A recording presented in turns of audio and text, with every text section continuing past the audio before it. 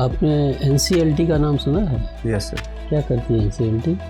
Women empowerment से क्या समझते हैं आप? उत्तराखंड ने अभी यूसीसी लागू किया है, उसमें एक लिव इन रिलेशनशिप को लेकर जो है कुछ प्रावधान किए गए हैं। क्या प्रावधान है और क्यों चर्चा की जा रही है उस पर?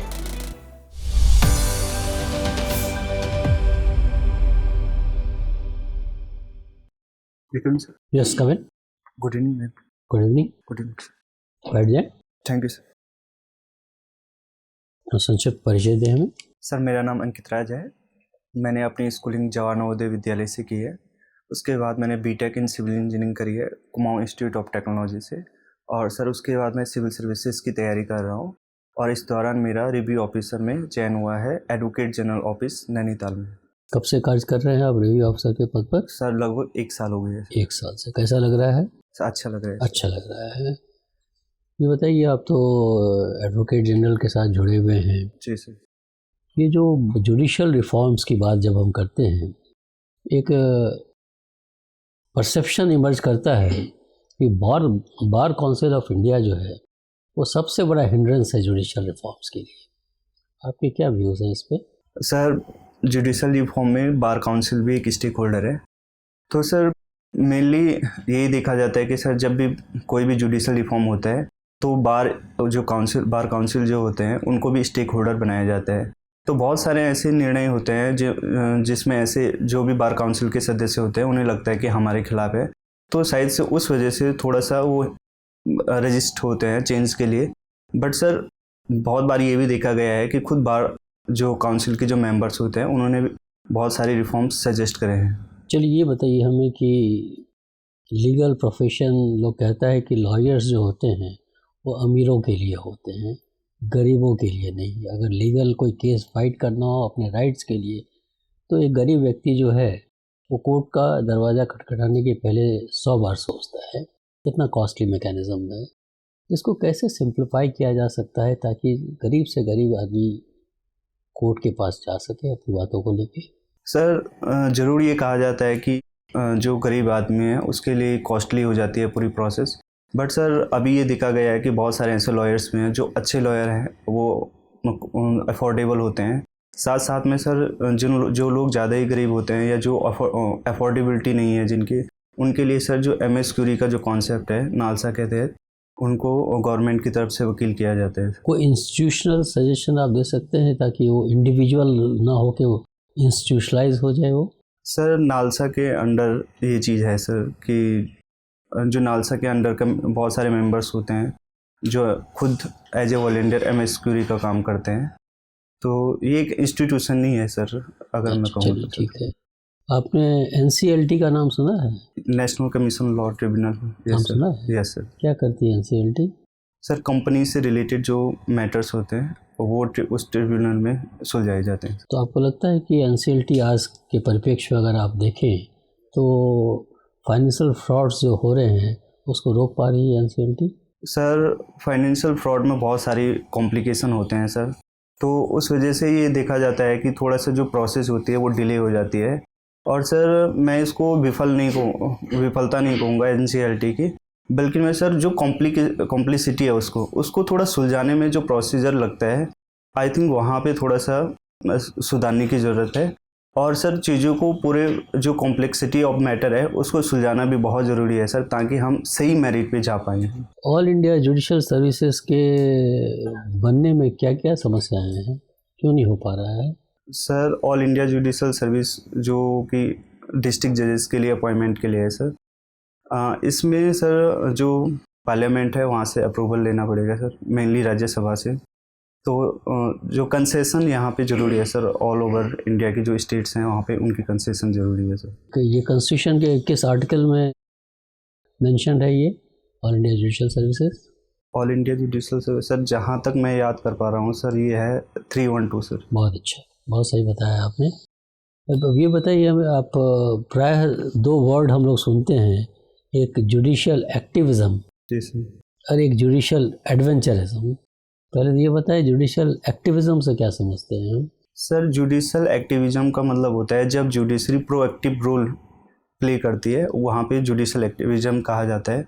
और सर जुडिशल एडवांटेजर की जब हम बात करते हैं तो जब जुडिशरी जो डेमोक्रेसी के जो दूसरे पिलर है एग्जीक्यूटिव एंड पार्लियामेंट, वहाँ पे जाके उनके जो जुरिडिक्शन है वहाँ जाके कुछ निर्णय देती है, तो जुडिशल एडवांटेज। अच्छा, किसी एक दृष्टांत हमें बता सकते हैं, एग्जाम्पल एक्टिविज्म का और एडवेंचरिज्म का?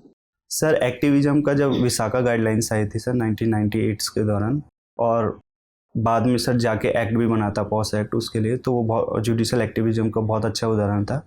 और सर जुडिशल एडवेंचरिज्म की बात अगर मैं करूँ तो सर जैसे बीच में जुडिशरी ने कहा था कि जो 500 मीटर के दायरे में जो बुच्चर खाने हैं उनको हटाया जाएगा, तो ये बहुत अच्छा, बहुत अच्छा। अब लॉ से ही रिलेटेड अंतिम प्रश्न आपसे, अपनी जानकारी के लिए।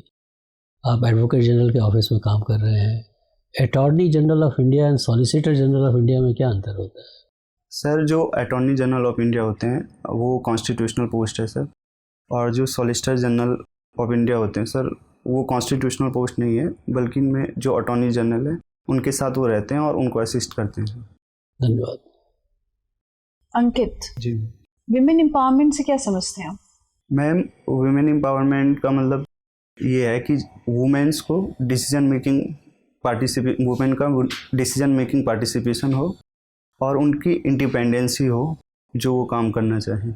इंडिपेंडेंसी किस तरह की? मैम चाहे वो फाइनेंशियल इंडिपेंडेंसी हो, सोशल इंडिपेंडेंसी हो, इकोनॉमिकल, पॉलिटिकल, ये सारी इंडिपेंडेंसी की बात है। ये बताइए कि मुझे कोई 3 लीगल प्रोविजंस बताइए जो आपको लगता है कि ये विमेन एम्पावरमेंट का एक उन्हें जानना चाहिए और वो विमेन एम्पावरमेंट के लिए इम्पोर्टेंट है। मैम जो हाल में हुए हैं लीगल प्रोविजन, आप बताइए।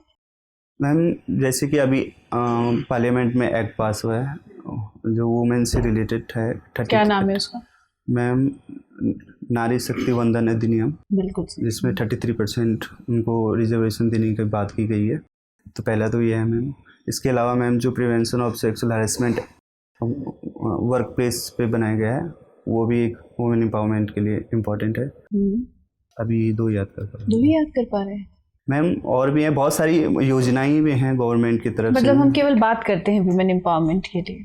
नहीं मैम, पॉलिसीज में लीगल प्रोविजंस जानने की जरूरत नहीं है हम सभी को? मैम जानने की जरूरत है। चलिए आप देखिएगा, इस पे कोई बात नहीं है। COP28 की मीटिंग कहाँ हुई थी?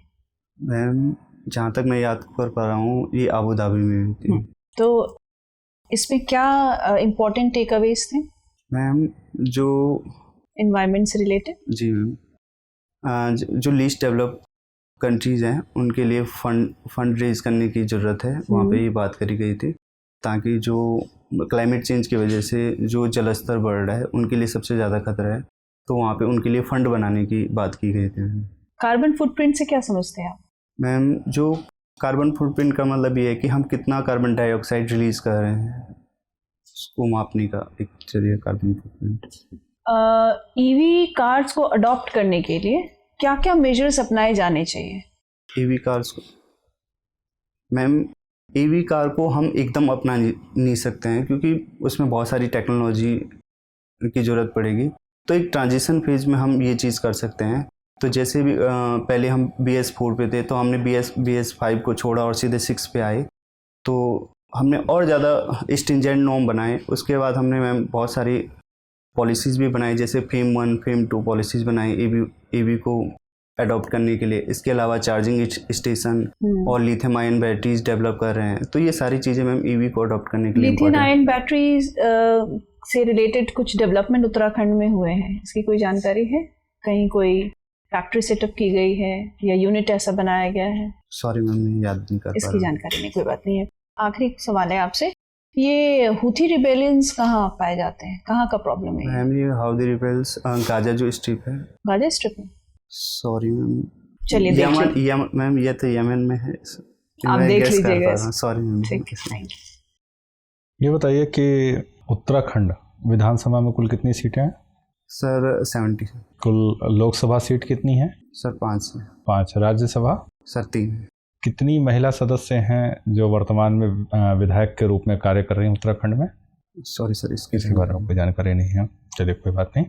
उत्तराखंड ने अभी UCC लागू किया है, उसमें एक लिव इन रिलेशनशिप को लेकर जो है कुछ प्रावधान किए गए हैं। क्या प्रावधान है और क्यों चर्चा की जा रही है उस पर? सर जो प्रावधान किए गए हैं लिव इन रिलेशन के लिए, तो इसमें ये कहा गया है कि अगर कोई भी दो जने अगर लिव इन रिलेशन में रहते हैं तो उनको 30 दिन के अंदर जो उनके स्थानीय रजिस्ट्रार होंगे वहाँ पे रजिस्टर करना पड़ेगा। और साथ साथ में सर अगर लिव इन रिलेशन के दौरान अगर जो प्रोजेनी होती है तो वो उसकी लेजिटिमेसी करार दी जाएगी। अच्छा, तो फिर ये बताइए कि एक रजिस्टर्ड मैरिज से ये किस तरह से जो है अंतर पे है? सर इसमें सर दोनों की जो जिम्मेदारी है वो रखी गई है, उनकी जो अकाउंटेबिलिटी है वो निश्चित की गई है, ताकि अगर लिव इन रिलेशन के दौरान अगर कोई भी चैलेंजेस या कुछ भी बात होती है तो जो गवर्नमेंट है या जो प्रशासन है उसका संज्ञान ले सके।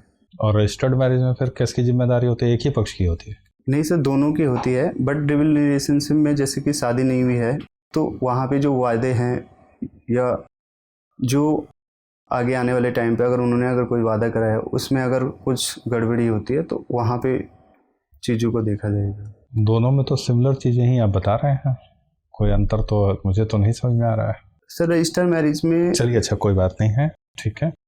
ये बताइए कि उत्तराखंड में जी सर क्या चुनौतियां आप देखते हैं यदि आपको वहाँ पर सेवा में ले लिया जाता है, तो व्यक्तिगत रूप से किन चुनौतियों को आप समझते हैं कि वहाँ आपको सामना करना पड़ेगा? सर जो चुनौतियों में अगर मैं सबसे इम्पोर्टेंट बोलूँ तो सर वहाँ पे पलायन का बहुत बड़ा इशू है सर, और इसकी वजह सर अनएम्प्लॉयमेंट है। इसके अलावा पलायन की वजह से अनएम्प्लॉयमेंट है? अनएम्प्लॉयमेंट की वजह से पलायन है, सॉरी सर।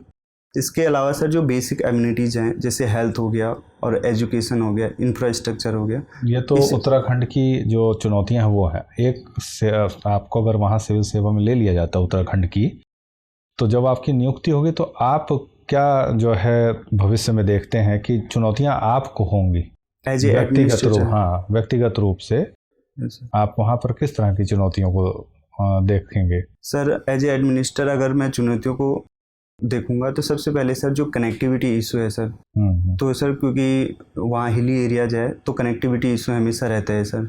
तो दूर दराज इलाके में जाने के लिए जो इंफ्रास्ट्रक्चर है वो थोड़ा कम है सर। इसके अलावा सर दूसरी अगर मैं बात करूं तो सर जैसे इंटरनेट कनेक्टिविटी की बात करूं तो सर जैसे कि आजकल बहुत सारी चीज़ें एडमिनिस्ट्रेशन में ऑनलाइन हो चुकी हैं, तो इंटरनेट कनेक्टिविटी इशू भी रहेगा सर। सर अगर मैं तीसरी बात करूं तो सर तीसरी बात, सॉरी सर मैं दो ही समस्याएं समझ पाया। तो इतना मान लीजिए दो बड़ी समस्याएं तो ही, एक इंफ्रास्ट्रक्चर है, कहीं आप गए हो सकता है शाम हो गए लौट भी नहीं सकते हैं, हो सकता है सर। तो ऐसी समस्याओं चुनौतियों को देखते हुए आप ऐसी सेवा में जाना पसंद करेंगे कि इन चुनौतियों को देखने के बाद? सर मैं यहाँ पे ये कहना चाहूँगा कि मैं शुरू से ही पहाड़ों में रहा हूँ सर, और ये चुनौतियाँ मैंने हमेशा से ही देखी हैं। अच्छा। तो मैं उस चीज़ का अडेप्ट कर चुके हैं और कहीं कोई समस्या नहीं है आपको? अच्छा चलिए, बस अंतिम प्रश्न आपसे ये बताइए कि वर्तमान में चुनाव चल रहे हैं और चुनाव में जो कई दल भाग ले रहे हैं उसमें कुछ को हम कहते हैं कि राष्ट्रीय राजनीतिक दल हैं, कुछ कहते हैं क्षेत्रीय राजनीतिक दल हैं। क्या पैमाना है किसी दल को राष्ट्रीय राजनीतिक दल घोषित करने का या क्षेत्रीय राजनीतिक दल घोषित करने का? सॉरी सर मैं एग्जैक्ट फिगर याद नहीं कर पा रहा हूँ सर। उसके कुछ क्राइटेरिया होगा ना? जी सर क्राइटेरिया है, जैसे सर 6% नेशनल पार्टी के लिए सर। सॉरी सर मैं इसको एग्जैक्टली याद नहीं कर पा रहा। चलिए कोई बात। सिलकियारा टनल कोलैप्स हुआ। जी सर। आप सिविल इंजीनियर हैं, ये बताइए सिविल इंजीनियरिंग पॉइंट से क्या रीज़न था जो टनल कोलैप्स किया, और इससे क्या लेसन लेना चाहिए स्टेट गवर्नमेंट को? सर जो अगर मैं सिविल इंजीनियरिंग पर्सपेक्टिव से बात करूं तो सर जो सिलकियारा टनल का जो पोर्शन है वो जो वहाँ पे जो ढहा है सर, उसका मेनली जो कारण बताया जाता है जो वहाँ पे जो जियोलॉजी थी, वहाँ पे रॉक स्ट्रक्चर था वो वीक था, उस वजह से वहाँ और उस चीज़ को आइडेंटिफाई नहीं किया गया था, तो उस वजह से सर वो टनल कोलैप्स हो गई थी उस पर्टिकुलर एरिया में सर। और अगर सर मैं उसको रोकथाम की बात करूँ तो सर सबसे पहले सर एक असेसमेंट ज़रूरी है किसी भी जगह पे टनल बनाने के लिए, चाहे वो वहाँ का रॉक स्ट्रक्चर हो, वहाँ की जियोलॉजी कितनी फ्रेजाइल है नहीं है, उन चीज़ों पे हमें ध्यान देने की ज़रूरत है सर। अगर पर्सपेक्टिव है कि वहाँ पे टेक्नोलॉजी की मदद से अगर चीज़ें सुधारी जा सकती है, अगर जो वीक फ्रैक्चर है उसे टेक्नोलॉजी की मदद से सही किया जा सकता है, तो फिर हमें वहाँ पे टनल बनानी चाहिए सर। अगर नहीं है तो उसका एक अल्टरनेटिव रूट हमें देखना चाहिए। अंतिम प्रश्न आपसे, आप सरकारी जो कार्य होते हैं, आपको प्रोजेक्ट्स जो होते हैं, सिविल इंजीनियरिंग प्रोजेक्ट्स काफ़ी वक्त लगाते हैं कंप्लीट होने में, leading to time overrun, cost overrun. अब ये बताइए कि 3 समस्याएं हैं इसमें। एक तो लैंड एक्विजिशन बहुत बड़ी समस्या है। दूसरी समस्या है सोशल इम्पैक्ट असेसमेंट है। तीसरी समस्या है एनवायरमेंटल इम्पैक्ट असेसमेंट। इन तीनों चीज़ों को अगर आप जाते हैं तो कैसे आप कम कर सकते हैं, टाइम कैसे कम लग सकता है, एक एक करके बताइए तीनों के बारे में हमें। सर सबसे पहले जैसे कि आपने कहा लैंड असेसमेंट के लिए, तो सर जो सिविल इंजीनियरिंग के जो डिपार्टमेंट है सर, उनको एक अलग से एक सेल या जिसे कहेंगे एक सेल या एक छोटा सा अंदर ही डिपार्टमेंट बनाना चाहिए जो सिर्फ इस पर्टिकुलर काम पे बात करेगा कि लैंड एक्वायर किस तरीके से होनी चाहिए, जो गवर्नमेंट से डीलिंग करेगा। अगर सर दूसरी बात सोशल इम्पैक्टमेंट असेसमेंट की बात करूँगा, तो सर जो वहाँ के जो लोग हैं उनकी क्या समस्याएं हैं, कौन से प्रोजेक्ट पे काम कर सकते हैं, पर्टिकुलरली उनको ज़्यादा जानकारी रहती है, तो सर सोशल इम्पैक्टमेंट असेसमेंट इस तरीके से हो सकते हैं। सर इन्वायरमेंट इम्पैक्टमेंट असेसमेंट के लिए सर बहुत सारी चीज़ें की भी गई है गवर्नमेंट की तरफ से, और सर एक सस्टेनेबल डेवलपमेंट अप्रोच यहाँ पे अपनाने की ज़रूरत है। चलिए, बहुत बहुत धन्यवाद। आपका इंटरव्यू समाप्त होता है, आप जा सकते हैं। Thank you sir, thank you.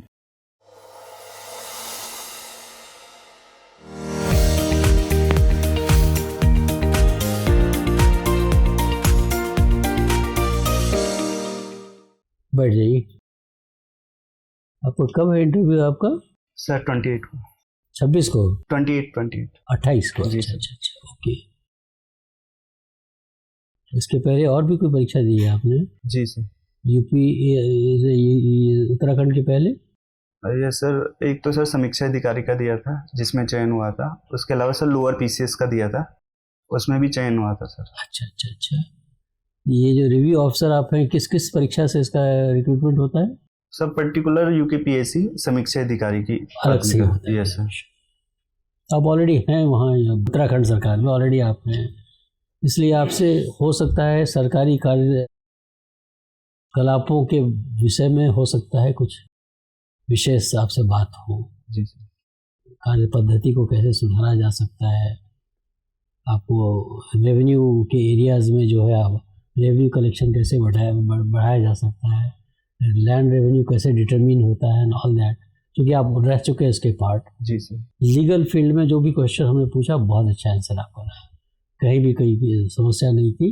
तो इससे भी रिलेटेड आपका वैसे काम क्या होता है as a review officer? Sir जो स्टेट की तरफ से जो वकील होते हैं, तो उनके साथ फाइलिंग का रहता है सर हमारा। अच्छा, तो मतलब वो जो ड्राफ्ट बनाते हैं वो सब आप लोग देखते हैं? सर ये देखते हैं। अच्छा। नोटिस वगैरह नोटिस वगैरह सब देखते हैं आप।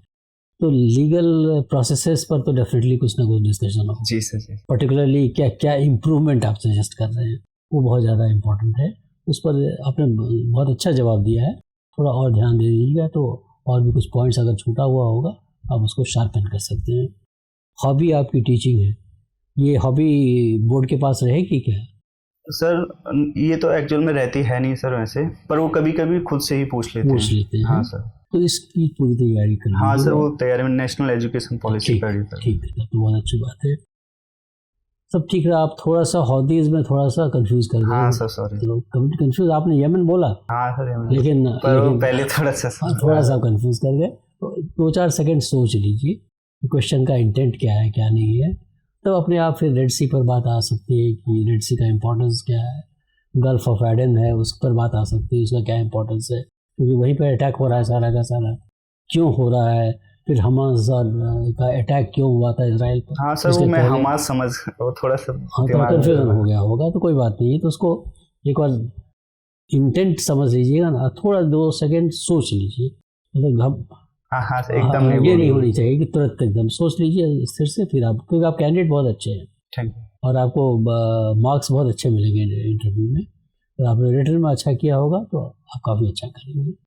2-3 एरिया है और उत्तराखंड तो आपका अपना एरिया ही है, तो जितने टूरिज्म से रिलेटेड जो है, इकोलॉजी से जो रिलेटेड है, इन्वायरमेंटल कंसर्न्स जो है, इस सबको देख लीजिए। 4 धाम यात्रा परियोजना जो है उससे रिलेटेड क्या क्या इश्यूज़ हैं, सिलक्यारा का भी आपने सही जवाब दिया, टेक्निकली वही है जवाब उसका। तो उसके पीछे क्वेश्चन हो सकता है कि ड्यू डिलिजेंस क्यों नहीं होता है, अगर जियोलॉजिकली अगर वो परमिसेबल नहीं था क्यों दिया गया, कौन रिस्पॉन्सिबल है, कॉन्ट्रैक्टर रिस्पॉन्सिबल है, स्टेट गवर्नमेंट रिस्पॉन्सिबल है, प्लानर रिस्पॉन्सिबल है, कौन रिस्पॉन्सिबल है, इस सब तरह की बात पूछी जा सकती है आपको, तो उस पर क्लैरिटी रहेगी, हमें कोई शक नहीं मन में, क्लैरिटी रखिएगा अपना। ठीक है। अदरवाइज आपको कोई खास सजेशन देने की ज़रूरत नहीं है, बहुत अच्छी कैंडिडेट है। और आप ड्रेस यही पहन के जा रहे हैं? नहीं सर, कोट पैंट है सर, एक्चुअली में मैं डायरेक्ट नहीं तो आप सूट में जाएंगे, प्रॉपर सूट में जाएंगे, ठीक है, प्रॉपर सूट में जाइएगा, जो भी टाई हो देख लीजिएगा मैच कर रहा हो सूट से। हाँ सर, ठीक है, इसी रंग का है, इसी रंग का है, ठीक है, देख लीजिए सूट के साथ अपने आप समझ में आ जाएगा। और थोड़ा सा शेव करके एक्चुअली में सर मैं 2-3 दिन से ट्रैवल कर रहा हूँ, तो मुझे उतना टाइम नहीं मिला। कोई बात नहीं है, बट अपने आत्मविश्वास से लैस रहिएगा, ईमानदारी से सारे क्वेश्चन का जवाब दीजिएगा, कहीं भी आप गैस वर्क नहीं करेंगे। इसको तो मूल मंत्र मान के यहाँ से जाइए आप कि मैं गैस करके कुछ भी नहीं बोलूँगा। नो गैसेस, बिकॉज आपकी पर्सनैलिटी टेस्ट हो रहा है, आपका नॉलेज टेस्ट नहीं हो रहा है, समझ रहे हैं ना।